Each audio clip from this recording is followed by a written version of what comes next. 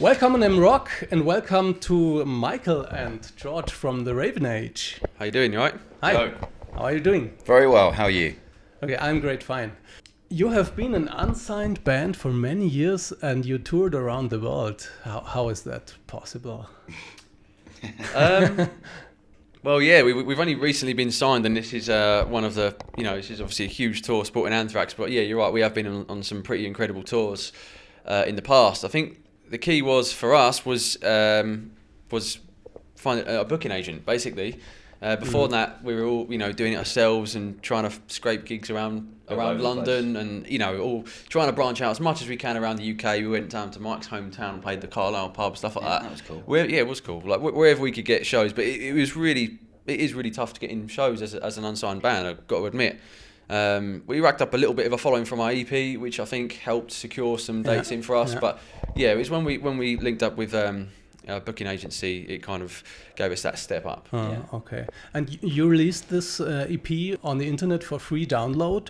Was there a marketing strategy to spread out the music all over the world because it's free? Yeah, exactly. Yeah. That's exactly what we were using the internet as a tool for advertising our band, basically. We decided to release an EP first and not a full length because we just wanted to give people a snippet of what we were about. We had like 3 full tracks on there. Here's a taster of our sound. Hopefully build up some interest on that in releasing it for free on the internet so anyone can listen to it, get as much exposure as that out of that as possible, tour as much as we possibly can, and then by the time we release our full length album, which is coming out soon, there's quite a big audience waiting for it already, hopefully. Okay.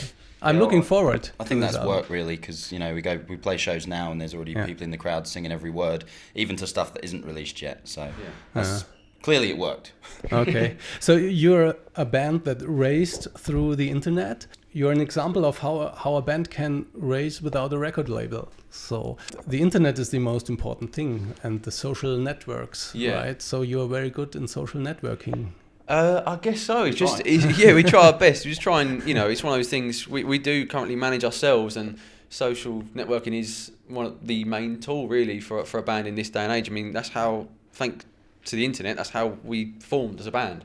Myself and Dan met each other back then, but I found Mike's old band online, felt like his voice, got in touch with him, found Jai, our drummer, did a drum cover on YouTube, and Matt, our bass player, we put an ad out online.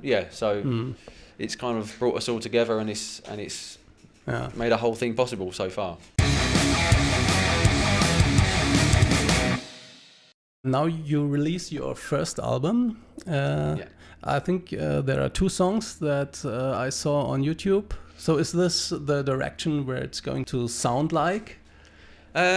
Well, the album's pretty dynamic, isn't it? There's a lot of different sounding songs, but in a way it's interesting because you get certain bands that you hear different material, but you still know that it's that band, and I think the theme carries on throughout, but there's a lot of different songs. There's more sort of mellow ones, and then there's a couple of real beefy, like heavy stuff as well. So that's pretty much it. I think we chose to release Salem's Fate as a single because for that reason we thought it kind of had a bit of everything in the song. It's like it has a lot, like you just said, it's got a lot of dynamic in that particular track. So if you listen to that, you can kind of get a bit of an idea of the different sort of areas we like to cover in music.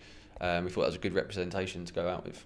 Okay. Is it right that you recorded the album by yourself? Partially. Yes. So we worked with Matt Hyde, again, who did our EP. He came in and engineered the drums, and I ended up engineering the rest of the instruments and Mike's vocals. Obviously, for money saving reasons, and also it just made the whole process nice and relaxed for us. There wasn't that pressure of like one take wonder, because otherwise the guy's going to be sitting there going, "Oh my god," So it was to get it done before I went on holiday. So there was pressure there. We sort of kept recording and coming back to it, and we took our time with it, and that was quite a nice luxury.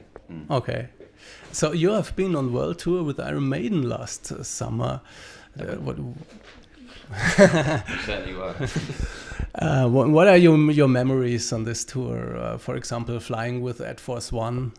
Yeah, that was pretty incredible. Well, do you know what? I could sit down with you every day for 6 months and not be able to tell you everything that went on that tour. It was crazy. So many good memories, so many like oops memories. It's just it was a good time for sure. On the tour. But overall, you know, we were happy with it and it went really well.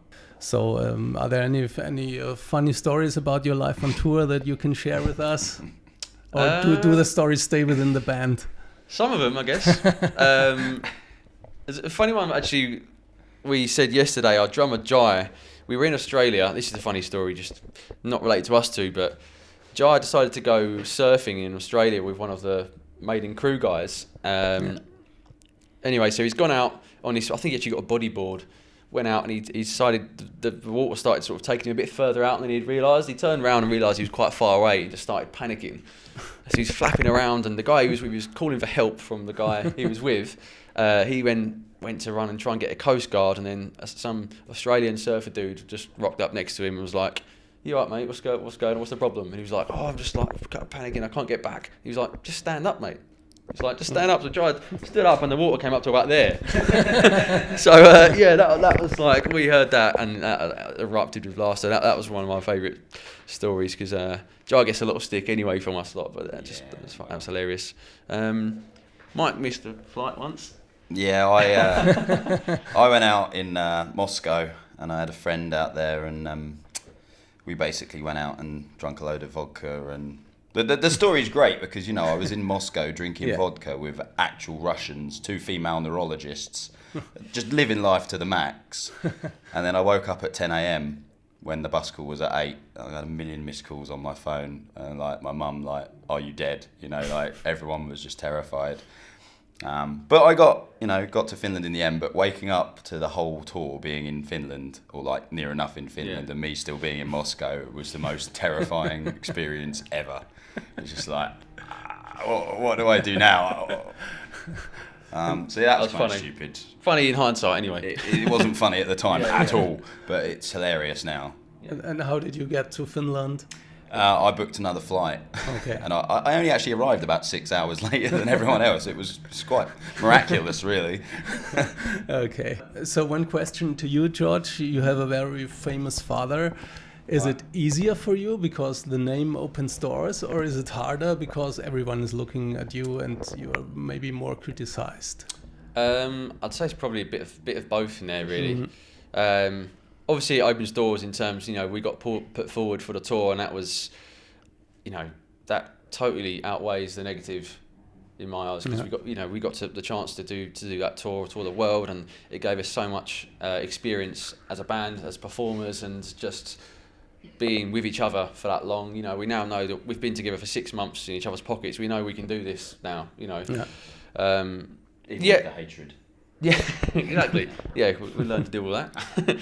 The negative stuff, like, it kind of, I don't know, people just tend to have like a bit of a preconception about certain things, like, this band, like before they've even given us a chance, which that's the negative thing. You kind of want people to just keep an open mind, decide whether they like us, really, you know, without thinking anything beforehand. And that kind of, that's the only negative thing about it, really. But I don't know, we don't let it get in our way. I just ignore all that stuff. And we're our own band. We're not trying to sound like anyone. We don't want to don't write songs thinking, oh, let's try and not sound like Iron Maiden. Let's try and sound like Metallica. It's like, there's none of that. We just do what we do. It's nice when we win over those people, you know, those people that do have the preconceptions, and then they go, oh, actually, these guys are good. They can stand on their own feet. And certainly on the Maiden tour, you know, we were told that the Maiden crowd are renowned for being pretty tough and hating the support bands, because all they want is Maiden. And we went down really well. Like, there was very few people that,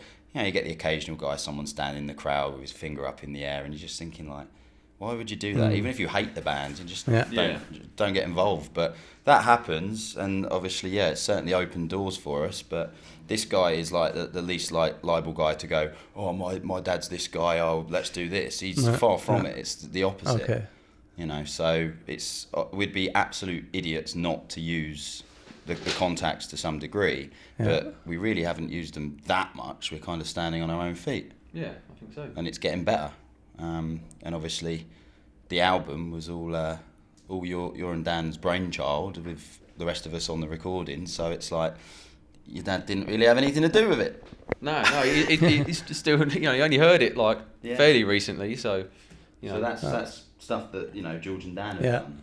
Okay. It's got to stand on its own, or you know, no one will want us.